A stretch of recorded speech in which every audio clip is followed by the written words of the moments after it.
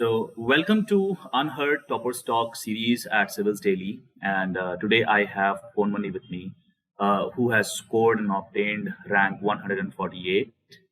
And she is looking forward to join the services. And we'll learn about how she has, overcome the challenges, what has been her strategy, and what she has done specifically to obtain this rank from the previous one, the examinations that you give. So, welcoming Ponmani with us. Ponmani, congratulations to your phenomenal success and looking forward to your services towards the nation. Thank you very much. Great. So, Ponmani, you've been a tech grad, right? Yes, I finished my BTech in Civil Engineering from NIT Trichy. I finished my engineering in 2017. Being a tech grad and then this examination is so much humanities oriented. How easy was this switch, and if there was any particular strategy that you employed for this? So basically, from school, I had my interest in social studies, and I was always quite good at social studies and humanities subjects. But I also wanted to take up science because I was equally interested in science stream also. So for me, both I had a balance in both. So it was not that tough for me to change because I was also interested in creative writing from school times. So I was able to balance it. It was not very hard for me for the switch over, and also in colleges we had electives for creative writing and humanities subjects also, which helped me a lot. So it was not that big a quantum jump for me. I was able to manage it pretty good. I think I did manage it pretty good. Right. Yes, of course you did. Now, since you mentioned about creative writing, most of our aspirants are also into creative writing before they thought of joining the services or examination, right, per se. How different is the creative writing that you've done in your colleges to the answer writing for mains here, while preparing for civil services? um, by creative writing, I meant like we used to have these essay writings and uh, kind of different kind of paragraphs. Like they give you a, for example, they give you a poem or a story, and then they ask you to write what you feel about it. And in mains also, I think it's pretty much the same because you're not writing whatever comes to your mind. You put it on first you put it as a point, then you think whether you can write it or not, and then you change it according to what the question asks, which actually took me little time to understand also. But people, I think, who have a little background in creative writings, or for example, even some people who have good reading habits, they'll have a good start, I believe. So that will actually help you a lot in your mains also. This was your which attempt, by the way? So this was actually my fourth attempt. I gave my first attempt right after college. Then in second attempt, I got through with rank 540. I got through into IPS, and then my this is my fourth attempt because third attempt I was not able to clear, and this is my fourth attempt. Since you have appeared for this exam as it is like your fourth attempt a number of times, and you must have cleared prelims as well, right? So, specifically for prelims, since it is one of the biggest roadblocks for many, in fact, 99.9 and like a huge population gets screened at this point. How did you prepare for prelims? How, what was your strategy specific to this, this process of prelims? So for prelims, even I found it tough in the starting. But what I learned was I stuck to only areas which I've read, and I kept revising them again and again. It's the same logic. You first read those 85% of the uh, of the syllabus which you can cover, then keep revising it, give more marks and test, and then you analyze where you're wrong, and again you keep revising wherever you have made mistakes. I think revision is the key to prelims because you need to remember a lot of facts and a lot of numbers, which will take pretty much revision is the key to it. So what I usually do is I stick to a set of sources and a set of tests that I do, and I keep revising them again and again. I don't usually read new things before the last 1 month. I just keep revising and see where I'm going wrong and how to rectify it. So this is what I pretty much did in both my prelims. Now, with respect to prelims, again, many aspirants have this problem of to what depth should they go? Reading a newspaper or maybe going after or chasing a current affair. Like they find it very difficult to stop at a particular point, like where they should stop. Now, this has been a problem. Although we have been talking to aspirants, those who speak to us, they get to have an informed decisions done at their end. But many who are not able to connect with us, and there are those who are going to be looking forward to these kind of videos. Now, since you're here, you have cleared your prelims a number of times. Uh, is there any input or any backstage information that you have about how to go about information related to prelims, where to stop, whether to make notes or not? Any specific number of mock papers that you should attend? Uh, okay, one thing that I actually learned through this process is every individual's need is different in UPSC, because I know people who study very like last 2 months for prelims and they have also cleared, and people like me, like I at least give like 4 5 months for prelims because I know I have to revise so much, and I know people who spend like most of their time in prelims also. So I can't be like this particular method will work for everyone. So I can share what I did, and on top of that, what I would say is I think you need to go before people used to do only the breadth when it comes to current affairs. But I think with the change in patterns of prelims paper, I think you now also need depth, which is even more tough because you have to cover a lot of topics, and also you need to know something more than what is on the surface. So I think it will be better if aspirants can try to cover important, at least important topics which they feel might come in the paper with a little depth also. That will be helpful in prelims, but since the pattern is changing every year, I can't give a like this is the thing that you have to do to clear prelims. So Now, of late, UPSC in this very process of evolving, patterns in examination, they have even started asking questions wherein this boundary between prelims and mains has sort of either overlapped or merged, or is a lot of gray area. Like nobody can now strategize for prelims specifically and then mains. So, did you compartmentalize your prelims and mains, or it happened and went hand in hand?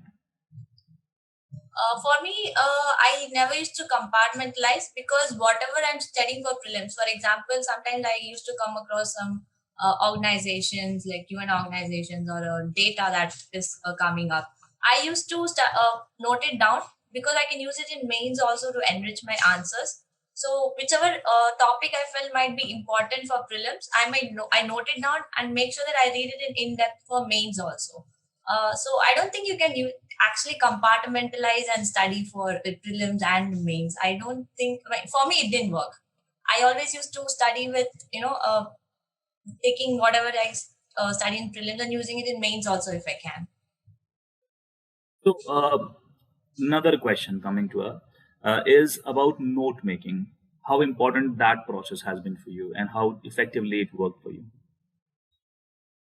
To be honest, I don't usually take notes for prelims.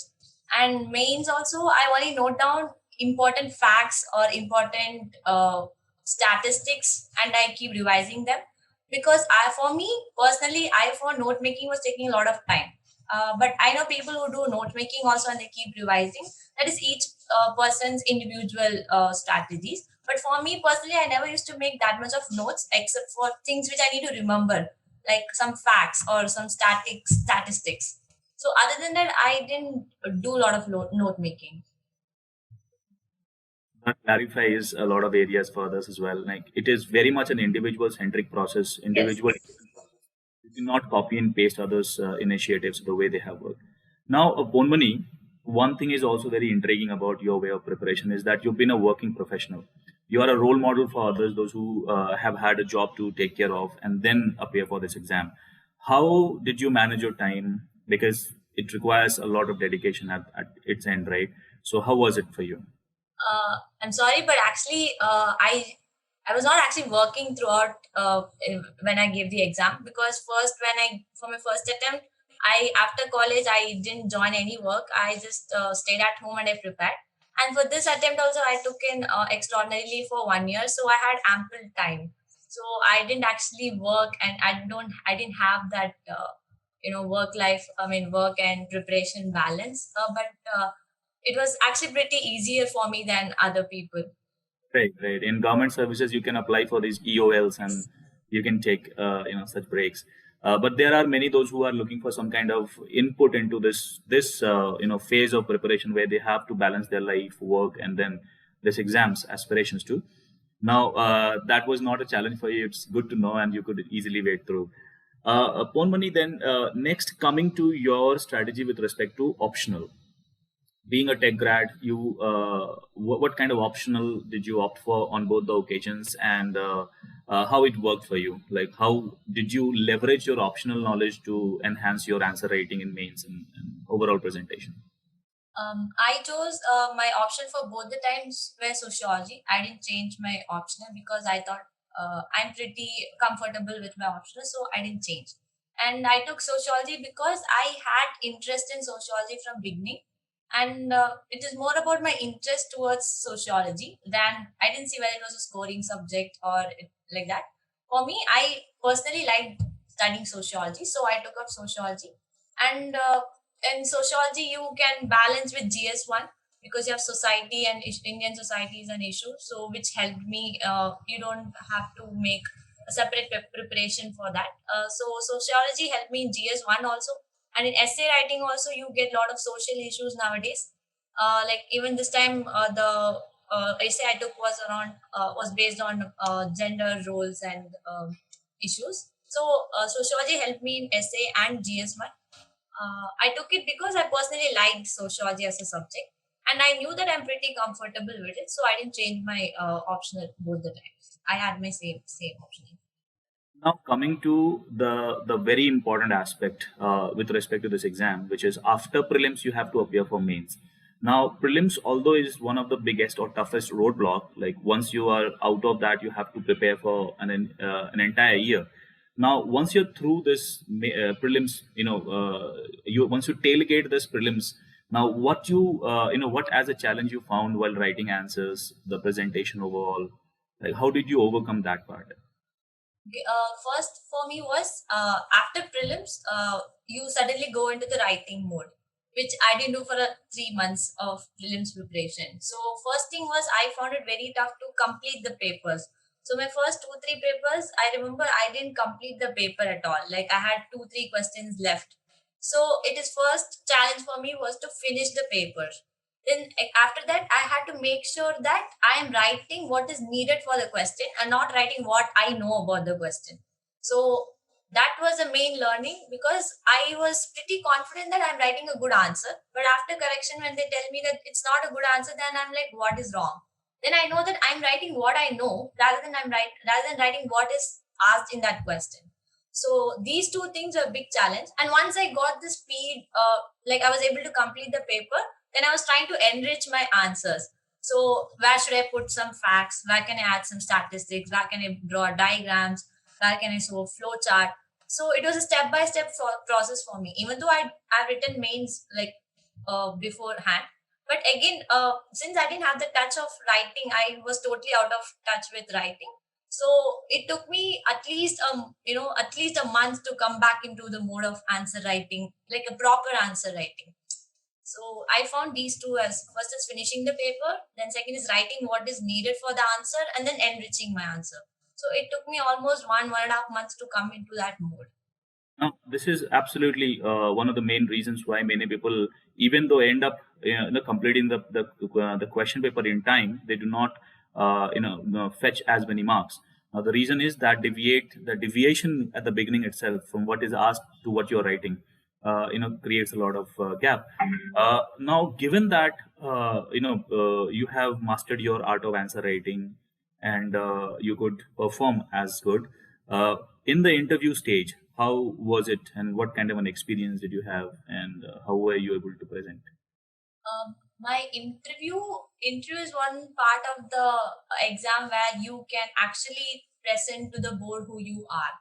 So for me, if you ask me, I would say that for me it was more about not learning more, but trying to bring out who I am in my answers. So I take a topic, I read some opinions about it, but then I form my own opinions because that's what is, I feel that that is what they're expecting. So interview is this process where you have to uh, try to bring out who you are. That's what they want. I feel that they want to see, but I'm also not pretty sure about it. But I always made it a point that I show them that this is my opinion, even though it is an unpopular opinion. I try to support my opinion with facts or support my opinions with logic and show that this is what I opine. So that's how I went about with interview. Ponmani, now finally, we would want to know how was your experience with Civilsdaily, IAS Academy, and how this entire help process that was there with us institutionally was able to provide you with the certain outcomes that helped you.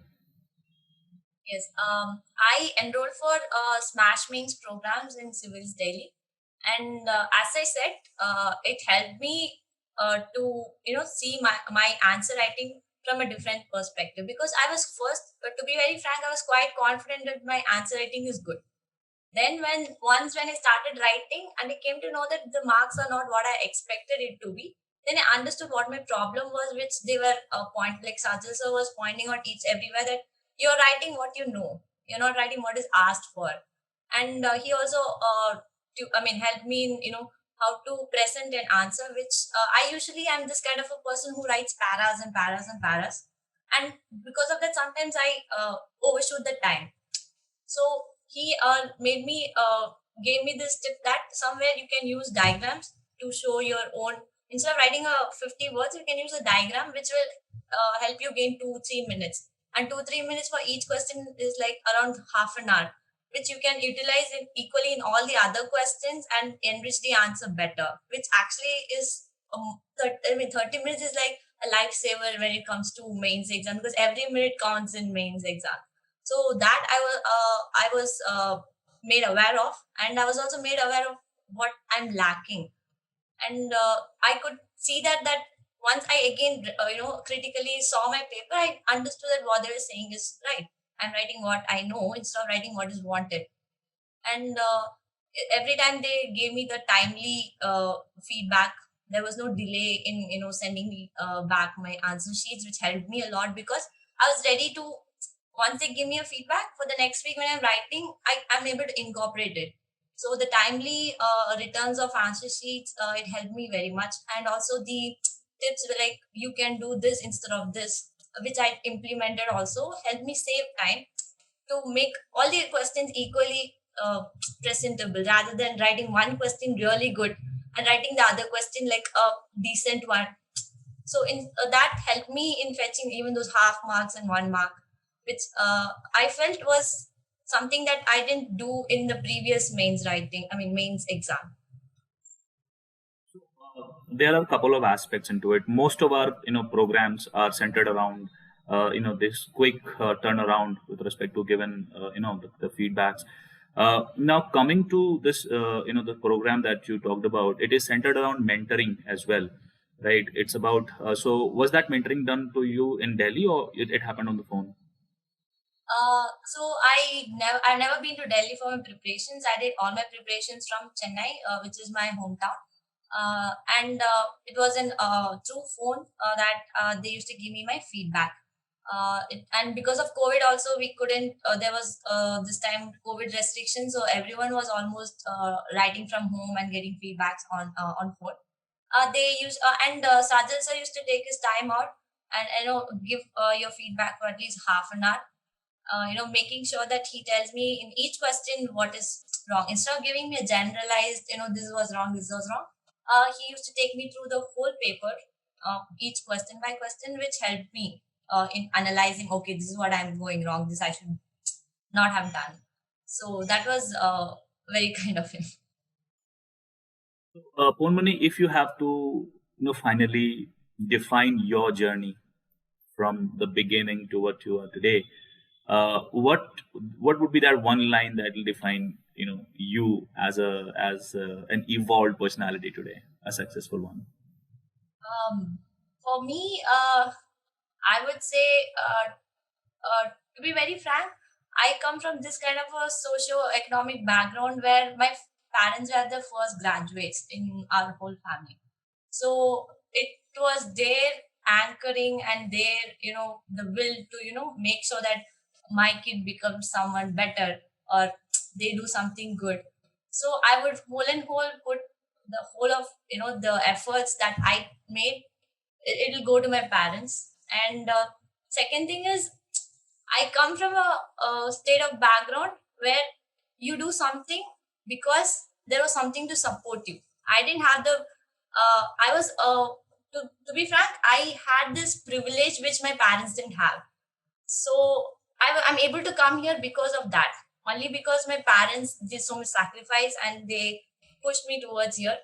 And second thing is they gave me the freedom to have my own thought process. So I think those two is what has pushed me till here, which even to be saying there are more deserving people also there out there, but they didn't have the opportunity or privilege like me. But I think I'm very there's a amount, there's this small share of luck also when it comes to there. And I think I should do my best to give it back also to the society, to whoever has helped me to come this much. So I think I'll do a pretty decent job there. And we are all sure at Civilsdaily, and I'm more so that your parents must be proud today.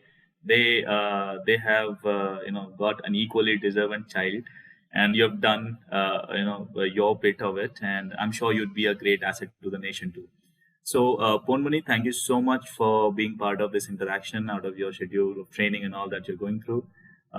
So we will try to connect with you again in future if we could have a webinar or sorts, so that our students can directly have a conversation with you, and our team will try to get back to you to get some more time out of your schedule. And ठीक है, Ponmani, thank you so much for your time. Congratulations again, and have a good one. Thank you. Thank you very much. Subscribe to our YouTube channel and press the bell icon on the YouTube app and never miss another update from Civilsdaily.